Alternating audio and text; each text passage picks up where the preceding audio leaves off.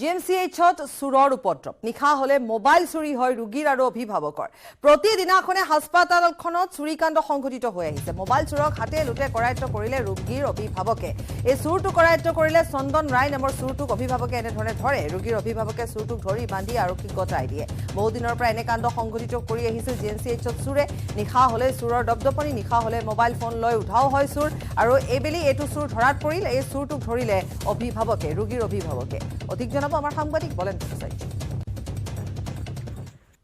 গুৱাহাটী চিকিৎসা মহাবিদ্যালয়ত চোৰৰ উপদ্ৰৱ চোৰে নিতৌ সংঘটিত কৰিছে এটাৰ পিছত আনটো চুৰিকাণ্ড আৰু চোৰে এতিয়া ভাবুকি সৃষ্টি কৰিছে ৰোগী আৰু অভিভাৱকৰ কিয়নো ৰোগী আৰু অভিভাৱকৰ পৰা এতিয়া মোবাইল সদায় চুৰি হৈছে অভিযোগ আহিছে এই মুহূৰ্তত আৰু তাৰ পিছত ভঙাঘৰ আৰক্ষীত এটা চোৰক গতাই দিছে এই মুহূৰ্তত চন্দন ৰায় নামৰ গুৱাহাটী চিকিৎসা মহাবিদ্যালয়ৰ ভিতৰ ভাগৰ পৰা এটা চোৰক এই মুহূৰ্তত গতাই দিয়া হৈছে ভঙাঘৰ আৰক্ষীক কাৰণ দীৰ্ঘদিনে এই চুৰিকাণ্ড সংঘটিত কৰাৰ অভিযোগ উত্থাপন হৈছে কেইবাগৰাকীও লোক আছে যিসকল লোকৰ পৰা আজি বিগত কেইবাদিন ধৰি চোৰে উপদ্ৰৱ চলাইছে চোৰে চুৰিকাণ্ড সংঘটিত কৰিছিল আমি পুনৰ কথা পাতিছো আপোনাৰ মোবাইল থানা সন্মুখত আছে হয় মোৰ মোবাইলটো মানে 23 তাৰিখে ভিভ' মোবাইলটো চুৰ কৰিছে তাৰ দুদিন আগত মানে দাদাৰ মোবাইলটো চুৰ কৰিছে আৰু মানে আজি মোৰ যিটো পুৰান মোবাইল আনিছিল সেইটোত মানে হাত দিওঁতে মই তাক মানে ধৰিছো ধৰোঁতে সি কৈছে আপোনাক ডক্টৰে মাতিছে মই কোন ডক্টৰে মাতিছে জয়সী বাৰু সেনেকে ডক্টৰে মাতা বুলি সি মানে দৌৰিছে পিছফালে ধৰোঁতে মই পিছে পিছে ধৰোঁতে তাৰপিছত আৰু কেইজনমান মানুহ আছিলে মই ক'লে এইটো চুৰিটো মোবাইল চুৰ বুলি কওঁতে সিহঁতৰ চবে মানে ধৰিলে বহুত মানুহ আছিলে ধৰি কিনে আনি মানে সেনেকে আমাৰ ৰুমৰ ফালে লৈ আহি পেলাই মই কৈছো মাৰিব নালাগে আমি থানাত গতাই দিম তাৰপিছত চববিলাক আহিলে এইটো কৈছে মোৰো চুৰ হৈছে সেইটোৰ পৰা চুৰ হৈছে আজি আইছো হেৰিত আছিলে মোৰ 2 তালাৰ পৰা চুৰ হৈছে ৰাতি 3টা বজাত সি তাৰমানে লগ আছে সি আৰু পাৰ্চনেল কৰি দিয়ে সি তাৰমানে মোক ৰাতি 3টা বজাত মোৰ ৰুমত গৈছে যাই কেনে মই ক'লো দাদা ইয়াতে ঘূৰা ঘূৰি কৰি যদি আপুনি আছে আপোনাৰ কোনোবা আছে নেকি কৈছে মোৰ পেচেণ্ট আছে পেচেণ্ট থকা বুলি কোৱাৰ পিছত মই কোনটো ৰুমত আছে কৈছে সেইটো ৰুমত পেচেণ্ট আছে মোৰ নাই 17,000 দামী মোবাইল ৰাতি 3টা বজাত চুৰি কৰিছে আজি যোৱা ৰাতি 3টা বজাত ই ঘূৰি আছে মই সুধিলো দাদা আপুনি ক'ত আছে কৈছে যে মই মোৰ পেচেণ্ট আছে আজি 4 দিন হ'ল পেচেণ্ট থাকিব মোৰ টোপনি যোৱাৰ কাৰণে নাজে কাৰণে মই ঘূৰি আছো কোনো চিচি কেমেৰা নাই কোনো চিকিউৰিটি গাৰ্ড নাই ভিতৰত কোনো হেৰিৰ সুবিধাৰ হেৰিয়ে নাই একো নাই মেইন গেটত চেক কৰে পিছফালৰ গেটেদি চুৰ সোমাই যায় ওপৰৰ পৰা পাৰ্চনেল কৰি মোবাইল বিলাক দিয়ে মোক কালি 3টা ইমান মানত বিচনাত মই ল'বলৈ শুইছোহে মই 12টা বজাত চিনেমা চাই টাইম পাছ কৰি তাৰপিছত আপোনাৰ মোবাইল নাই ৰাতিপুৱা এটা এপাৰ্টমেণ্টত আছিল নে বেলেগ বেলেগ 3 নম্বৰ পুৰণা বিল্ডিঙৰ ICUত আছে মানুহ আজিও আছে মোৰ লগৰ বেডজনৰ লোৱা মোবাইলটো আজি চুৰ আছে আপুনি ক'ত আছিলে মই আছো 3 নম্বৰত আছিলো অক্সিজেন লগাইছো তাতে মোৰ মোবাইলটো ৰাতি 2টা বজাত লৈ গ'ল তাৰপিছত ফোন কৰিছো ফোন কৰাৰ লগে লগে মোবাইলটো চুইচ অফ তাৰপিছত মানে এনেকুৱা ধৰণৰ সন্দেহজনক মানুহ ভিতৰত আৰু আছে নেকি তেনেকুৱা আৰু আছে সিহঁতৰ লগত গ্ৰুপ আছে এটা গ্ৰুপৰ পৰা সিহঁতক ধৰি আনিছো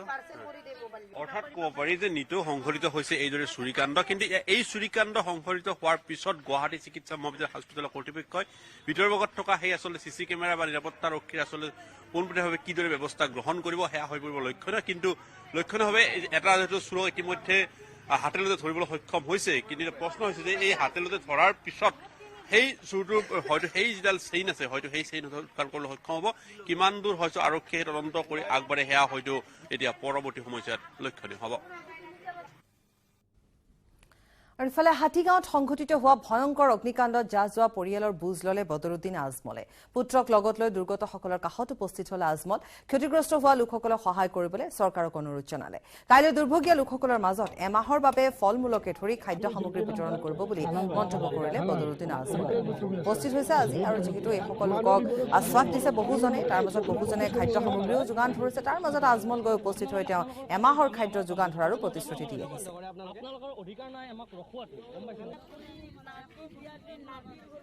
দুখ লাগি আছে বহুত বেয়া হৈছে সেফটি সিকিউরিটি নাই এটোর কারণে গ্যাস সিলিন্ডার ফাটি এই ঘটনাটো হৈছে মানুহ কান্দি আছে একো বস্তু নাই সব শেষ হৈ গল মই সরকারক আবেদন কৰিম বলে আপোনালোকে আহি চৰকাৰ আগবাঢ়ি আহক এই মানুহবিলাকৰ যিকোনো লাইনে ব্যৱস্থা কৰিব লাগে চৰকাৰে ৰিলিফ বাটক ইয়াত আমি আমাৰ ৰাজমহল ফাউণ্ডেশ্যনৰ পৰা মাৰ্কাজুল মাৰিফৰ পৰা কালিৰ পৰাই আমি ৰিলিফ আৰম্ভ কৰি দিম বাকী চৰকাৰ আগবাঢ়ি আহক এই মানুহবিলাকৰ ঘৰটো চৰকাৰে আকৌ বনাই দিয়ক বহুত কষ্টলি নহ'ব এগুলোতো টিনৰ ঘৰত থাকে বিল্ডিংটো নহয় চৰকাৰে এইটো কৰিব পাৰিব মই আপোনালোকৰ মাধ্যমে চৰকাৰক আবেদন জনাই আছোঁ বোলে আপোনালোকে আহি যিমান জলদি পাৰে এই ঘৰবিলাক বনাই দিয়ক গোলাঘাট জিলাৰ দেৰগাঁৱৰ দাঁতিকাষৰীয়া বাণী গৰকা ব্ৰহ্মপুত্ৰত মহিলাক স্বাৱলম্বী কৰিবলৈ স্বেচ্ছাসেৱী সংগঠনৰ বিনম্ৰ প্ৰয়াস 100 গৰাকী মহিলাক প্ৰদান কৰিছে বিনামূলীয়া কাৰিকৰী প্ৰশিক্ষণ এইসকল দুখীয়া দৰিদ্ৰ মহিলাই যাতে নিজৰ ভৰিত হৈ পৰিয়াল পোহপাল দিব পাৰে তাৰ বাবে গোলাঘাটৰ জিটি আৰু ASRLMৰ যৌথ প্ৰচেষ্টাত মহিলাসকলক প্ৰদান কৰিছে কাপোৰ চিলোৱা প্ৰশিক্ষণ বিভিন্ন ধৰণৰ মহিলাৰ কাপোৰ চিলাই প্ৰশিক্ষণত মহিলাসকল উপস্থিত থাকি সন্তুষ্টি প্ৰকাশ কৰিছে কৃষিজীৱী এইসকল মহিলাই নগৰাঞ্চললৈ গৈ প্ৰশিক্ষণ গ্ৰহণ কৰাটো অতি কষ্টকৰ হৈ পৰিছিল তেনে স্থলত নিজৰ অঞ্চলত এনে সুবিধাই মহিলাসকলক উপকৃত কৰিব বুলি আশাবাদী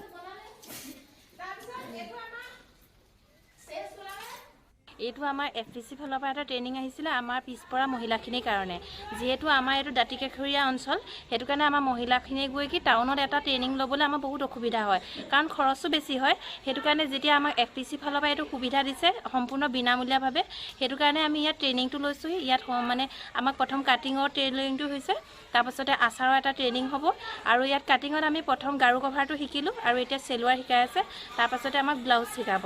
যেহেতু আমি মানে খেতি বাতি কৰা থকা মানুহ সেইটো কাৰণে আমি টাউনত গৈ যদি কিবা এটা শিকো বহুত পইচা দৰকাৰ হয় আৰু সেইটো কাৰণে আমাক যেতিয়া ইয়াতে আমাৰ নিজৰ এৰিয়াত দিছেহি আহি পেলাই সেইটো কাৰণে আমি এই ট্ৰেইনিংটো পাই বহুত উপকৃত হৈছোঁ বড়ো সাহিত্য সভাৰ অধিৱেশনত উপস্থিত মুখ্যমন্ত্ৰী ডক্টৰ হিমন্ত বিশ্ব শৰ্মা অন্তিম দিনৰ মুকলি সভাত অংশগ্ৰহণ কৰিছে মুখ্যমন্ত্ৰীগৰাকীয়ে আৰু বৰ্তমান তেওঁ ভাষণ প্ৰদান কৰি আছে আমি পুনে পুনে যাবলৈ চেষ্টা কৰিম আমি দেখুৱাম সাহিত্য সভাত উপস্থিত হৈ তেওঁ ভাষণ প্ৰদান কৰি আছে পোনপটীয়া সম্প্ৰচাৰ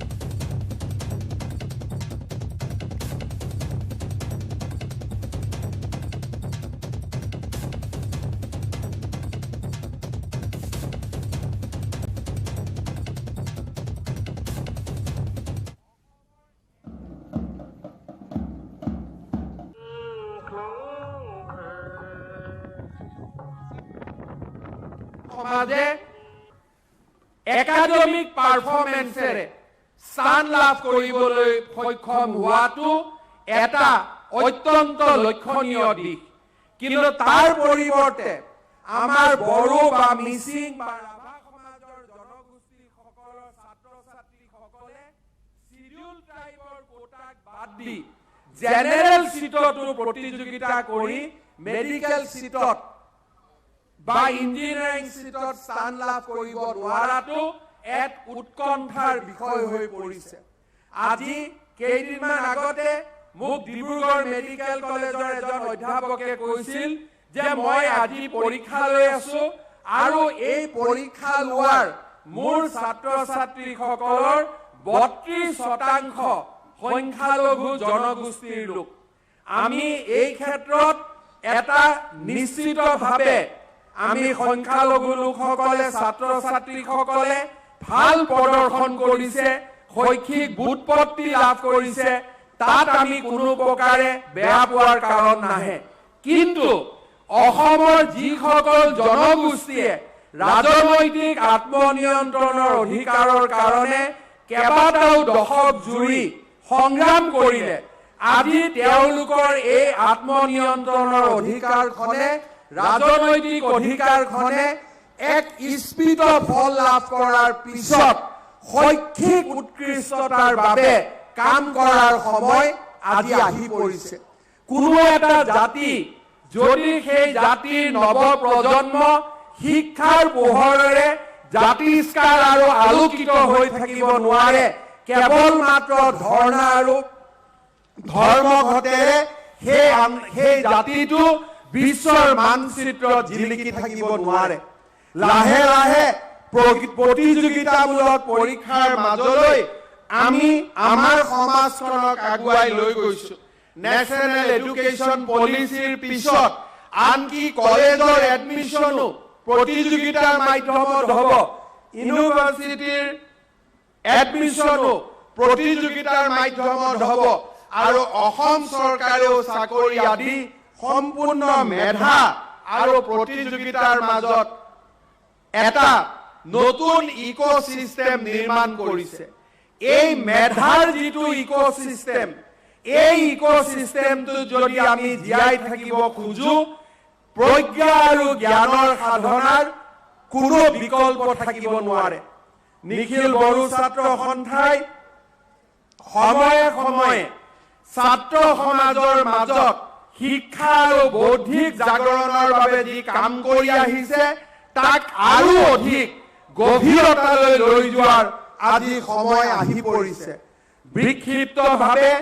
আমাৰ বড়োলেণ্ড অঞ্চলত যিবিলাক ঘটনা কেতিয়াবা সংঘটিত হয়, তাক আমি ৰাজনৈতিকভাৱে উত্তৰ দিয়াৰ পৰিৱৰ্তে শিক্ষা, জ্ঞান আৰু প্ৰজ্ঞাৰ সাধনাৰে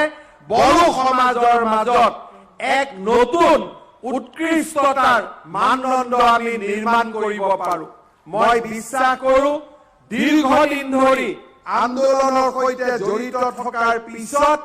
আজি বড়ো সমাজলৈ যি শান্তিৰ এক মলয়া বতাহ নামি আহিছে, সেই শান্তিৰ পৰিৱেশৰ সুযোগ লৈ বড়ো সমাজৰ মাজত জ্ঞান আৰু প্ৰজ্ঞাক এক নতুন ধৰণে নৱজাগৰণৰ অস্ত্ৰ হিচাপে ব্যৱহাৰ কৰি আমাৰ সমাজখনক শিক্ষাৰ মন্ত্ৰৰে দীক্ষিত কৰি বড়ো সমাজক জগত সভাত প্ৰতিষ্ঠা কৰাৰ বাবে আমি কাম কৰিব লাগিব। মই আকৌ এবাৰ স্পষ্টভাৱে ক'ব খোজো, কেতিয়াবা আমাৰ আবেগে আমাৰ বিবেকক পৰাজিত কৰে। যিটো সময়ত আমি আবেগক লগত লৈ ৰাজনীতি কৰি আহিছো, সমাজনীতি কৰি আহিছো, আমাৰ চিন্তা চৰ্চা আগুৱাই নিছো, সেই সময়তে অসমত বাস কৰা আন এটা জনগোষ্ঠীৰ লোকে বিবেকেদি নিজক পৰিচালনা কৰি আমাক সকলোকে প্ৰতিযোগিতাত পিছ পেলাই আগবঢ়াই যোৱাৰ এটা নতুন মানসিকতা নিৰ্মাণ কৰিছে। আজি যদি আমি মেডিকেল ইঞ্জিনিয়াৰিঙত আজি দেখা পাওঁ, তেতিয়াহ'লে আমি দেখা পাওঁ যে আমাৰ অসমীয়া মূলসুঁতিয়ে হওক, বড়ো মূলসুঁতিৰ ল'ৰা ছোৱালীবিলাকৰ প্ৰদৰ্শন লাহে লাহে নিম্নগামী হোৱা আমি সকলোৱে লক্ষ্য কৰিছো। মই যথেষ্ট উৎকণ্ঠাৰ মাজেৰে এই কথা আপোনালোকক শ্বেয়াৰ কৰিব খুজিছো যে আমাৰ শিক্ষাৰ নিম্নগামী ফলাফলসমূহে প্ৰতিযোগিতাৰ পৰা আঁতৰি যোৱা মানসিকতাই আৰু বিবেকৰ পৰিৱৰ্তে আবেগক আস্থান দিয়াৰ মানসিকতাই কেতিয়াবা আমাৰ অসমীয়া, বড়ো, মিচিং, ৰাভা সকলোকে বিশ্বৰ বৰসভাত চলি থকা প্ৰতিষ্ঠাৰ প্ৰতিযোগিতাখনৰ পৰা আঁতৰাই লৈ যাব, তেনে কেতিয়াবা উৎকণ্ঠা মোৰ মাজত নিৰ্মাণ হয়। আৰু যেতিয়াই হায়াৰ ছেকেণ্ডাৰী পৰীক্ষাৰ পিছত মেডিকেল ইঞ্জিনিয়াৰিঙৰ প্ৰৱেশিকা পৰীক্ষাৰ ফলাফল ঘোষণা হয়, তেতিয়া মোৰ এই উৎকণ্ঠা আকৌ বেছি গভীৰতালৈ প্ৰৱেশ কৰে। কেইদিনমান আগতে মই লক্ষ্য কৰিছিলো যে আমাৰ কোকৰাঝাৰত মেডিকেল কলেজ হ'ব, তাতকৈ কোকৰাঝাৰৰ জাতীয় জীৱনৰ বাবে আটাইতকৈ ভাল খবৰ মোৰ দৃষ্টিত যোৱা 50-100টা বছৰত তাত একোৱে অহা নাছিল। কিন্তু তাতো আমাৰ এছামে প্ৰশ্ন কৰে যে ডিষ্ট্ৰিক্ট হস্পিটেলখন কি হ'ব। আমাৰ সন্মুখত প্ৰশ্ন আছিল যে কোকৰাঝাৰত জাতীয় জীৱনলৈ কেনেকে আমি এখন মেডিকেল কলেজ আনিব পাৰো। কিন্তু আমাৰ প্ৰায়ৰিটি ক'ৰ পৰা আমি ক'লৈকে নিজৰ প্ৰায়ৰিটি লৈ যাওঁ। য'ত সাগৰ থাকে তাত নদী থাকিবই, মেডিকেল কলেজ থাকিলে তাত ডিষ্ট্ৰিক্ট হস্পিটেল, CHC, PHC থাকিবই। কিন্তু আমাৰ কাম সাগৰ নিৰ্মাণ কৰা, আমাৰ কাম নদী আৰু উপনদী নিৰ্মাণ কৰা নহয়। সাগৰ থাকিলে নদী আৰু উপনদী নিৰ্মাণ হ'বই। কিন্তু যেতিয়া জাতীয় জীৱনৰ অভিভাৱকসকলে সাগৰ নিৰ্মাণত বাধাৰ সৃষ্টি কৰিব খোজে, তেতিয়াই আমাৰ মনত প্ৰশ্ন হয় যে কৰবাত নহয় কৰবাত আমি আমাৰ ডাইৰেকশ্যনসমূহ ভুল দিশত আগবঢ়াবলৈ চেষ্টা কৰিছো নেকি। কৰবাত নহয় কৰবাত আমাৰ চিন্তা চৰ্চা ভুল দিশেদি গতি কৰিছে নেকি। মোৰ দৃষ্টিত এটা জাতিয়ে যেতিয়া এখন জিলাত মেডিকেল কলেজ এখন স্থাপন কৰে তাতকৈ ডাঙৰ খবৰ একোৱেই হ'ব নোৱাৰে কিন্তু আমাৰ ৰাইজে আমাৰ একাংশ অভিভাৱকে যেতিয়া সেই ধৰণৰ প্ৰাপ্তিৰ আনন্দ অনুভৱ কৰিব নোৱাৰে তেতিয়া সেই প্ৰতিযোগিতাৰ পৃথিৱীখনৰ পৰা আমি বহু দূৰলৈ আঁতৰি যাম আৰু সেই ধৰণৰ আঁতৰি যোৱাৰ পিছত আমাৰ সন্মুখত থকা জাতীয় জীৱনৰ প্ৰত্যাহ্বানসমূহ যি আজি অসমীয়া মানুহ বড়ো মানুহ মিচিং মানুহ ৰাভা মানুহ আমি সকলোৱে অহা 20 বছৰত দেখা পাওঁ সেই প্ৰত্যাহ্বানবিলাক আৰু বেছি গাঢ় হৈ পৰিব সেইবাবে মই আজি এই বড়ো সাহিত্য সভাৰ অধিৱেশনত বড়ো সাহিত্য সভা আৰু নিখিল বড়ো ছাত্ৰ সন্থাক বড়ো সমাজৰ মাজত এক বৌদ্ধিক নৱজাগৰণৰ বাবে বড়ো সমাজৰ মাজত IAS, IPS, medical doctor engineer scientist খেলুৱৈ বিশেষজ্ঞ শিক্ষক অধ্যাপক মানৱ সম্পদ সৃষ্টিৰ বাবে পুনৰ এবাৰ নিজকে সমৰ্পণ কৰাৰ বাবে আহ্বান জনাম আমাৰ চৰকাৰ বড়ো সমাজৰ আশা আকাংক্ষাক লৈ সদায় সংবেদনশীল বড়ো সমাজৰ সমস্যাসমূহ আমি আলাপ আলোচনা এঘণ্টা আলোচনাৰ মাজতে আমি সমস্যাবিলাক সমাধান কৰিব পাৰো আন্দোলনৰ তাত কোনো স্থান নাই আন্দোলন হয় যেতিয়া কোনোবা প্ৰতিপক্ষ থাকে যেতিয়া আমাৰ সন্মুখত প্ৰতিপক্ষ নাই আমি যেতিয়া একেখন নাৱৰে সহযাত্ৰী তাত আন্দোলনৰ প্ৰয়োজনীয় নাথাকে মাত্ৰ পৰস্পৰে পৰস্পৰক বুজা আৰু পৰস্পৰে পৰস্পৰৰ আশা আকাংক্ষাক একেলগে উপভোগ কৰাৰ এটা মানসিকতা থাকিব লাগে আজি বড়ো সমাজ আৰু অসমীয়া সমাজৰ মাজত কোনো প্ৰতিযোগিতা নাই বিটিআৰ চৰকাৰ আৰু অসম চৰকাৰৰ মাজত কোনো প্ৰতিযোগিতা নাই আজি আমি সকলোৱে হাতত হাত ধৰি আগুৱাবৰ বাবে আমি সমন্বয়ৰ ৰাস্তাটোকে আমি বিচাৰি লৈছো আমি জানো আমাৰ সন্মুখত প্ৰত্যাহ্বান কি আমি জানো আমাৰ সন্মুখত 20 বছৰত আহিব লগা প্ৰত্যাহ্বানসমূহ কি কি হে আবেগৰ পৰিৱৰ্তে বিবেক আৰু যুক্তিৰ মাজেৰে বড়ো সমাজৰ মাজত এক শিক্ষাৰ নৱজাগৰণ প্ৰতিযোগিতাৰ পৰিৱেশ আৰু বৌদ্ধিক আকাশত বড়ো সমাজক উজ্জ্বল জ্যোতিষ্কৰ ৰূপত নতুনকৈ আত্মপ্ৰকাশ কৰাৰ ক্ষেত্ৰত কাম কৰিবলৈ মই বড়ো সমাজৰ আটাইকেইটা জাতীয় অনুষ্ঠানক বিনম্ৰতাৰে সৈতে আহ্বান জনাম পুনৰ এবাৰ আজি এই বড়ো সাহিত্য সভাৰ এই ৬২তম অধিৱেশনত আপোনালোকৰ মাজত থাকি দুআষাৰ মনৰ ভাৱ বিতৰণ কৰিবলৈ দিয়া সুবিধাকৰণৰ বাবে মই আকৌ এবাৰ বড়ো সাহিত্য সভাক ধন্যবাদ জনাইছো তামুলপুৰ অধিৱেশনত আমি সিদ্ধান্ত লৈছিলো যে বড়ো সাহিত্য সভাৰ জিলা সাহিত্য সভাসমূহক কাৰ্যালয় নিৰ্মাণৰ বাবে আমি 50 লাখ টকাকৈ আগবঢ়াম প্ৰথম পৰ্যায়ত ৰাজ্য চৰকাৰে গোৱালপাৰা জিলা বড়ো সাহিত্য সভা ধেমাজি জিলা বড়ো সাহিত্য সভা ডিব্ৰুগড় জিলা বড়ো সাহিত্য সভা গোৱালপাৰা জিলা বড়ো সাহিত্য সভা কাৰ্বি আংলং জিলা বড়ো সাহিত্য সভা নগাঁও জিলা বড়ো সাহিত্য সভা আৰু নলবাৰী জিলা বড়ো সাহিত্য সভাৰ কাৰ্যালয় নিৰ্মাণৰ বাবে যোৱাকালি আমি 50 লাখ টকাকৈ মঞ্জুৰ কৰিছো অনাগত দিনত সৰ্বমুঠ 21টা জিলা সাহিত্য সভাৰ বাকি থকা জিলা সাহিত্য সভাসমূহকো আমি আমাৰ যি ঘোষণা সেই অনুযায়ী আমি সহায় কৰাৰ ক্ষেত্ৰত আগবাঢ়ি যাম মই আকৌ এটা সৰু আহ্বানেৰে মই মোৰ বক্তব্য সামৰণি মাৰিব খুজিছো ভাষা সাহিত্যৰ ক্ষেত্ৰত আটাইতকৈ ডাঙৰ কাম হৈছে যে আমাৰ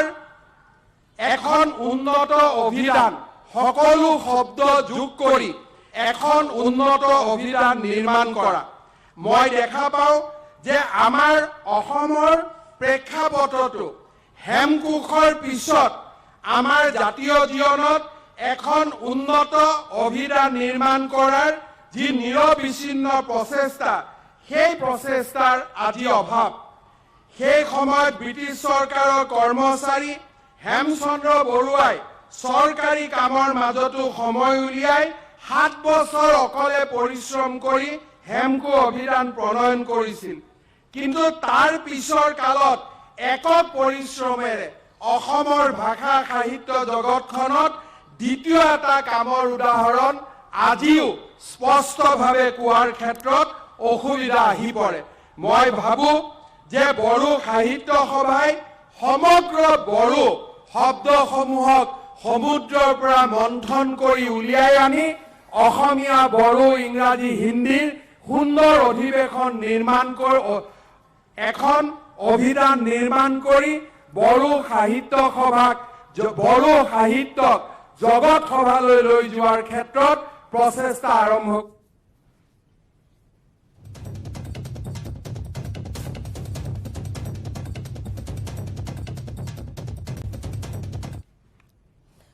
আমি পোনপটীয়া সম্প্ৰচাৰ আগবঢ়ালো। ইয়াৰে সৈতে মিড ডে 18 পৰা বিদায় লৈছো। নমস্কাৰ।